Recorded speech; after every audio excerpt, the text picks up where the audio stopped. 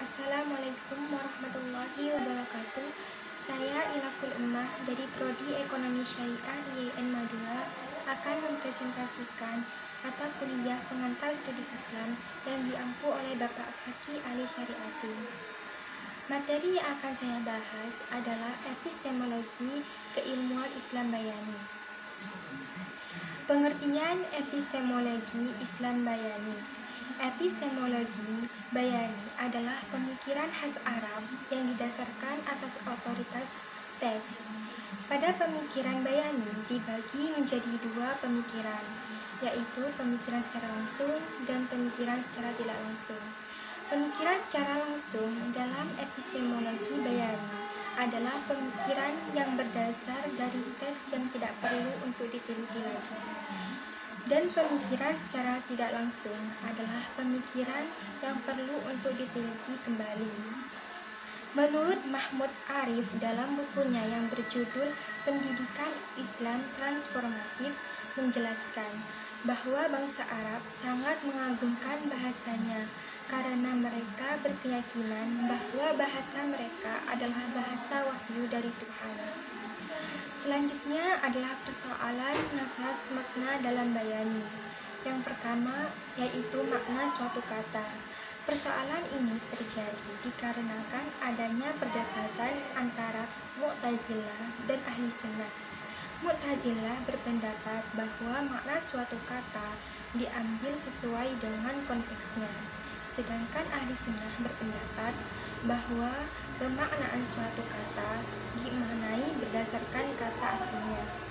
Yang kedua adalah analogi bahasa. Persoalan ini muncul sebab masing-masing bahasa memiliki istilah sendiri. Selanjutnya adalah cara memperoleh pengetahuan dari teks metode bayani. Pertama, menggunakan kaidah bahasa Arab seperti nahwu dan syaraf. Kedua, berpegang pada makna teks dengan menggunakan logika, penalaran, atau rasio sebagai alat analisis. Ada 4 macam penggunaan logika. Yang pertama, berpegang pada tujuan pokok yang mencakup 5 kepentingan vital, yaitu menjaga keselamatan agama, jiwa, akal, keturunan, dan harta. Yang kedua, berpegang pada ilah. Ilah sendiri memiliki arti suatu teks yang memiliki entitas untuk disembah. Untuk mengetahui suatu ilah, diperlukan sarana penalaran. Yang pertama, ilah yang telah ditetapkan oleh Nas. Yang kedua, ilah yang telah disepakati oleh para mujtahid. Yang ketiga, al-sibri wa al-taksim, dengan cara merangkum sifat-sifat baik untuk dijadikan ilah pada asal. Ketiga, berpegang pada tujuan sekunder teks. Yang keempat adalah berpegang pada diamnya syar'i, yaitu Allah dan Rasul. Selanjutnya adalah klasifikasi bayani dalam Al-Quran. Imam Al-Syafi'i mengklasifikasikan bayan dalam Al-Quran menjadi 5 tingkatan. Yang pertama, bayan yang tidak memerlukan bayan, karena sudah jelas dengan sendirinya. Yang kedua, bayan yang sebagiannya masih samar, lalu dijelaskan oleh Nas.